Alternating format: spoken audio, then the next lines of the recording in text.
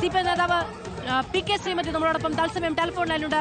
Shrimati PK Shrimati, ഇത് അംഗീകരിക്കാൻ കഴിയാത്ത ആശാസ്യമല്ലാത്ത തരത്തിലുള്ള അക്രമ സംഭവമാണ്. ഒരു മന്ത്രിക്ക്, ഒരു വനിതാ മന്ത്രിക്ക് ഈ തരത്തിൽ അതിക്രമം നേരിടേണ്ടി വരുന്നത് എങ്ങനെ വെച്ച് പൊറിപ്പിക്കും? മാധു, ഇത് തന്നി കടത്തം.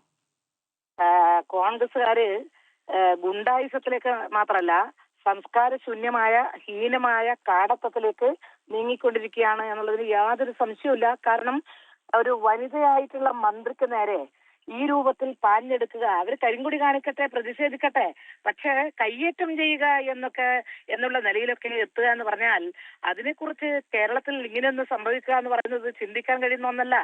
അതിശക്തമായിട്ടുള്ള പ്രതിഷേധം സമൂഹത്തിൽ ഉയർന്നു വരണം. ഈ രൂപത്തിൽ പോയാൽ എന്ത് കാര്യം പറഞ്ഞിട്ടാണ് അവർ ഈ രൂപത്തിൽ ആക്രമിക്കാൻ വരുന്നത്?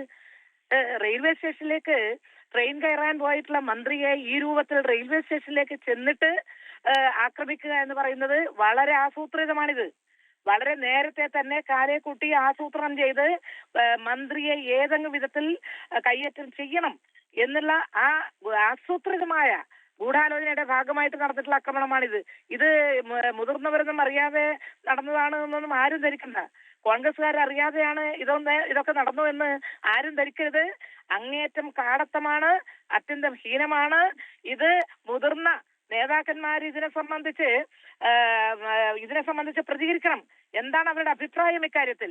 ഈ രാഷ്ട്രീയ കേരളം എന്നൊക്കെ സാംസ്കാരിക കേരളം എന്ന് പറയാറുണ്ട്. ഈ സാംസ്കാരിക കേരളത്തിൽ ഇത്രയും നീചമായ ഒരു പ്രവൃത്തി കോൺഗ്രസ്സുകാരുടെ ഭാഗത്തു നിന്നുണ്ടായിട്ട്, അത് യൂത്ത് ആവട്ടെ അല്ലെങ്കിൽ മറ്റേ അവരുടെ KSU ആവട്ടെ, ആരാവട്ടെ, അവർ കോൺഗ്രസ്സുകാരാണല്ലോ. ഈ കോൺഗ്രസ്സുകാർ ഈ രൂപത്തിൽ പോയാൽ എവിടെ എത്തും നമ്മുടെ നാട്? ഇത് എല്ലാവർക്കും രാഷ്ട്രീയ പ്രവർത്തനം നടത്തണ്ടേ? മന്ത്രിമാരായാൽ അവർക്ക് അവരുടെ പരിപാടിയിൽ പങ്കെടുക്കണ്ടേ? അത് തടസ്സപ്പെടുത്തുക എന്നുള്ള നിലയിലേക്ക് എത്തിയാൽ കരിങ്കൊടി കാണിക്കുക, പ്രതിഷേധിക്കുക, മുദ്രാവാക്യം വിളിക്കുക, വാഹനത്തിന് മുകളിൽ കയറി നിൽക്കുക, ഇതൊക്കെ എല്ലാവരും ചെയ്യാറുണ്ട് സാധാരണഗതിയിൽ, രാഷ്ട്രീയ ഭേദമല്ല ഇല്ലാതെ. പക്ഷേ ഇത് ഇത്രയും അടുത്തേക്ക് നോക്കൂ, എത്ര പോലീസുകാരുണ്ടായിരുന്നു. അപ്പൊ അങ്ങനെ ഉണ്ടായിരുന്നില്ലെങ്കിലത്തെ സാഹചര്യം എങ്ങനെയാണ്? എന്തായിരിക്കും അവസ്ഥ? പോലീസ് ഒരു പക്ഷേ 2-3 പോലീസുകാർ മാത്രം റെയിൽവേ സ്റ്റേഷനിൽ നമ്മളെ സാധാരണ രീതിയിൽ മന്ത്രിമാർ പോകുമ്പോ ഒരു 3-4 പോലീസുകാരുണ്ടാവും. ഈ ഇത്രയും പോലീസുകാരില്ലായിരുന്നു എങ്കിൽ എന്തായിരിക്കുമായിരുന്നു? അവരെന്ത് ചെയ്യുമായിരുന്നു? അപ്പൊ അവരുടെ ഉദ്ദേശം, റീത്ത് വെച്ചതിന്റെ ഉദ്ദേശം മനസ്സിലായില്ലേ നിങ്ങൾക്ക്? വീട്ടിനകത്ത് കടന്നു കയറി വാതിലിന്റെ അടുത്ത് റീത്ത് വെക്കുക, മരിച്ച ഒരാളുടെ ശരീരത്തിൽ റീത്ത് വെക്കുന്നത് പോലെ റീത്ത് വെച്ച കൂട്ടരല്ലേ ഇവര്? അവരുടെ ഉദ്ദേശം എന്താണെന്ന് മനസ്സിലായോ?